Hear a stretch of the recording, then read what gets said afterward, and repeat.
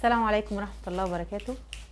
أنا أمال معاكم النهاردة هكلمكم عن حاجة بنات كتير قوي ما تعرفهاش ومش حاسة بيها، بس بالذات البنات اللي لسه ما اتجوزتش، عشان أنا كمان كنت زيكم مش حاسة بيها ومش فاهماها. أكلمك عن حاجة مامتك بتعملها. لما كانت تاكل أكل بايت مثلا بتاع امبارح، أنا كنت بنتقدها واقول ايه ده، ازاي تعمل كده؟ ليه تاكل اكل بايت؟ طب ما ترميه. المهم ان انا دلوقتي بقيت اعمل زيها، باكل الاكل البايت علشان حرام ما يترميش، وعشان في ناس كتير مش لاقيينه، وعلشان الحاجات دي كلها حرام تترمي. الطبيخ ده، القوطه، الرز، الخضار، الحاجات دي كلها حرام تترمي، فاقوم انا واكلاها. فعلشان زي ما بيقولوا كده نصون النعمه بتاعتنا. حاجه تاني، لما كانت تيجي من السوق شايله شنط كتير وتقيله، وانا كان عادي بالنسبه لي ما اتهزش. دلوقتي انا باجي من السوق تعبانه جدا وانا شايله شنط كتير وتقيله، فحسيت بفضلها وحسيت بقيمتها.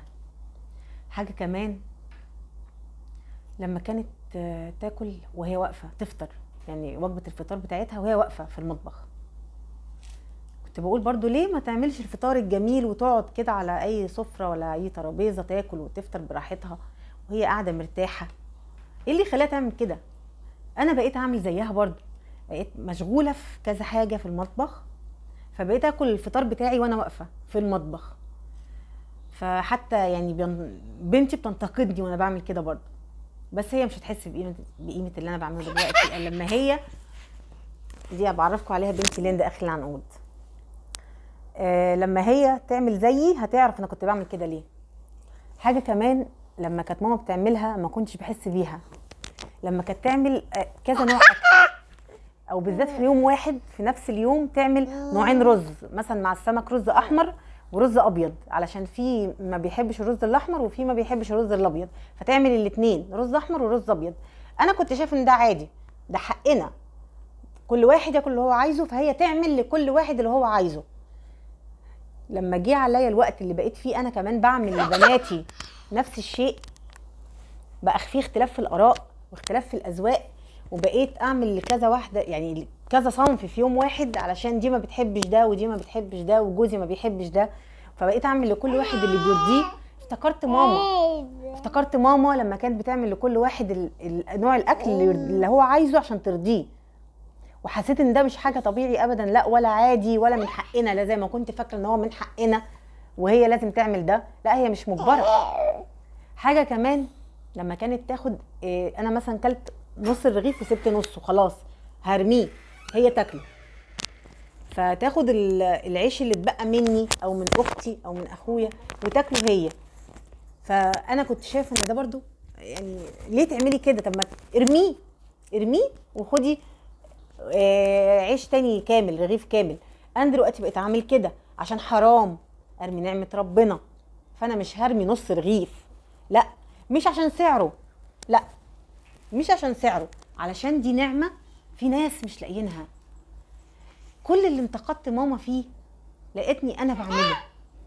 فانا عايزه اقول لك واعرفك، انت مش حاسه بقيمه مامتك دلوقتي، ومش هتحسي بالحاجات اللي مامتك بتعملها دلوقتي غير لما يفوت عليكي الوقت وتتحرمي منها، تبقي ربنا يبارك لك فيها يخليها لك. انا مش قصدي ان تتحرمي منها حاجه وحشه، انا قصدي ان انت تبقي انت في بيت وهي في بيت، كده هتبقي محرومه منها.